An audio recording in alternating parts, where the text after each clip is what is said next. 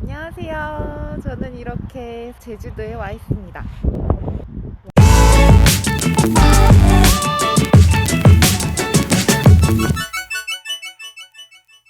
안녕하세요. 지배책입니다. 저는 오늘 제주도에 왔어요. 일이 있어서 제주도에 왔는데 개인적으로 시간을 보낼 수 있어서 이렇게 혼자 드라이빙을 왔습니다. 여기는 바로 여기 귀여운 조랑말 보이시죠? 짠! 여기는 바로 제주도 공항 옆에 이호테우 해수욕장입니다. 여기에 시그니처가 요 바로 조랑말 모양 등대예요. 저쪽까지 걸어가서 사진도 찍고 하고 싶은데 바닷바람이 생각보다 춥네요. 그래서 오늘은 그냥 여기 자리를 잡고 가볍게 책을 읽을까 합니다. 3월이라서 날씨는 참 좋은데 아직도 바닷바람은 좀 찬 편이에요. 그래서 이렇게 도톰한 담요를 가지고 와서 바다를 배경으로 그냥 편안하게 시간을 보낼까 합니다. 저는 이렇게 멀리 여행을 다닐 때 가방에다가 책을 항상 포켓북을 챙겨요. 이병률 작가님의 산문집을 챙길까 했다가 제가 요즘 열을 올리고 있는 게 영어 공부거든요. 그래서 오늘 제가 준비한 책은 애니멀 팜, 동물농장입니다. 작가 조지 오웰의 고전 문학이죠. 저는 사실 고전 문학을 읽거나 아니면은 디스토피아물, 1984나 멋진 신세계 같은 디스토피아물을 즐겨 읽지는 않아요. 조금 저를 깎아내리는 걸 수도 있는데 소설을 가볍게 읽고 나만의 생각을 정리해서 읽는데 요거 같은 경우는 깊은 해석이 필요한 책인 것 같아요. 포켓북으로 구매를 했는데 한글판을 읽었어요. 요거 같은 경우는 지금 영문판이에요. 간결한 문체가 있기 때문에 영문판으로 읽었을 때 영어 공부에 도움이 되지 않을까 해서 오늘 이렇게 가져왔고요. 다행인 게 뒤쪽에 단어 정리가 돼 있어요. 이걸로 공부가 많이 되고 도움이 될 것 같습니다. 이제 영어 공부하는 게 굉장히 어려운데 이미 읽었던 소설을 원서로 읽게 되면 조금 더 편하게 이해할 수 있어서 소설로 영어 공부하시는 것도 굉장히 좋을 거예요. 저는 처음에 어린 왕자 원서를 시작했는데 굉장히 쉬우니까 더 읽기가 좋으실 거고요. 트와일라이트 시리즈도 제가 좋아하는데 그것도 원서로 읽었는데 뭐 모든 단어를 해석하지 않아도 되고 모든 문장들을 정확히 확실하게 해석하지 않아도 됩니다. 그 느낌만 알아도 돼요.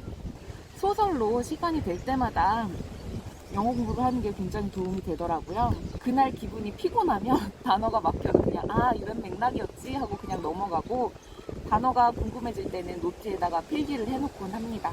이런 포켓북 여행할 때 들고 다니기 굉장히 좋으니까 한번 여행 가시거나 시간이 되실 때 가방에 가볍게 넣고 다닐 포켓북 챙기시는 거 추천드릴게요.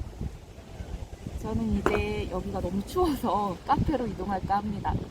일단 오늘은 여기에서 영상을 잡고 좋은 장소가 있으면 또 소개하도록 하겠습니다. 귀여운 조랑말 등대와 함께 이따 봬요. 안녕히 계세요.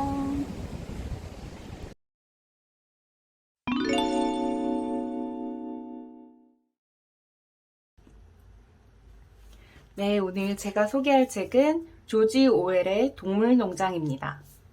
얼마 전에 이렇게 예쁜 미니북이 있어서 구매를 했어요. 동물농장은 굉장히 유명합니다. 안쪽 내부를 보시면 이렇게 한글판 미니 포켓북이 하나 있고요. 그리고 영문판 포켓북이 하나 더 있습니다. 이렇게. 동물농장은 1945년 발매된 고전 문학이에요. 조지 오웰 작가는 1984를 쓴 작가로도 유명한데요. 1984는 전형적인 디스토피아물이고 이 동물농장은 우화 형식으로 전체주의를 꼬집은 소설이에요. 동물농장은 꼭 읽어야 할 고전 문학으로 현재까지 꾸준히 출간되고 있습니다. 혁명이 성공을 이룬 후 어떻게 변질되는지, 권력을 잡은 이들이 어떻게 국민을 속이고 억압하는지 동물농장을 통해 여실히 보여줍니다. 간단하게 줄거리를 요약해 드릴게요.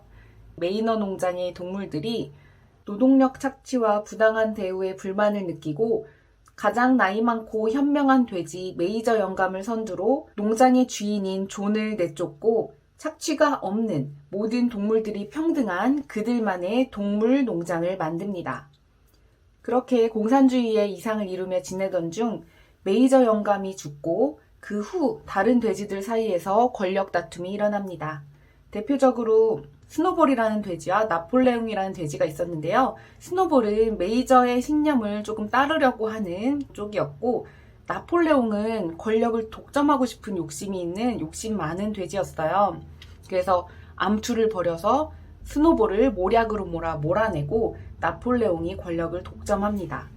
초반에 인간을 몰아낸 동물들이 문자를 익히려고 노력하기도 했는데 중간에 많은 동물들이 포기를 하고 육체적 노동에만 헌신하게 되었어요.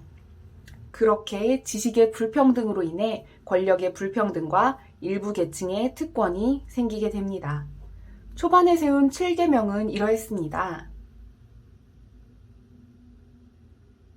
그러나 돼지들을 제외하고 지식을 익히는 데 소홀했던 다른 동물들은 기억력마저 좋지 않아서 나폴레옹이 교묘하게 바꾸는 7계명을 눈치채지 못해요. 계략에 속아 넘어가고 계명이 바뀌게 됩니다.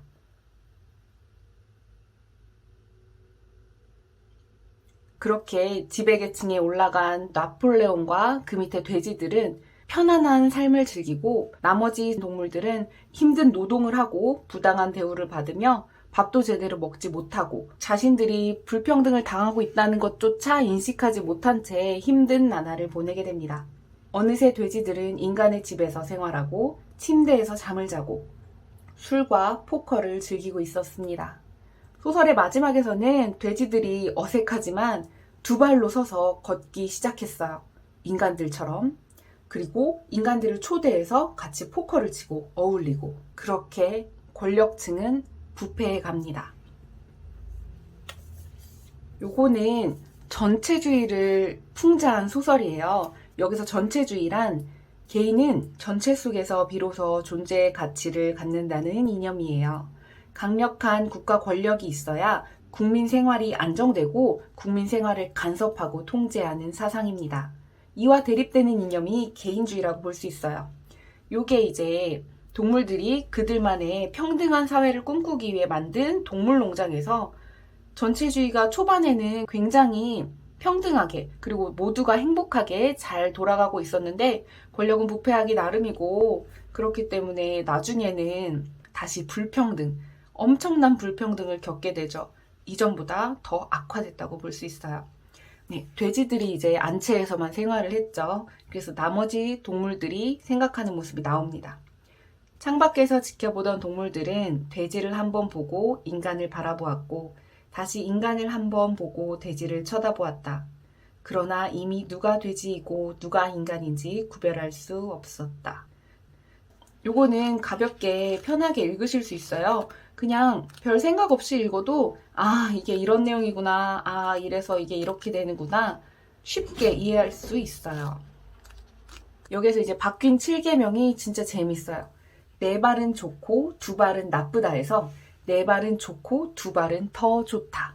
이렇게 되는데 이게 참 유머러스하면서 많은 생각이 들게 만드는 그런 풍자였습니다. 동물농장 읽어보시길 추천드릴게요. 감사합니다.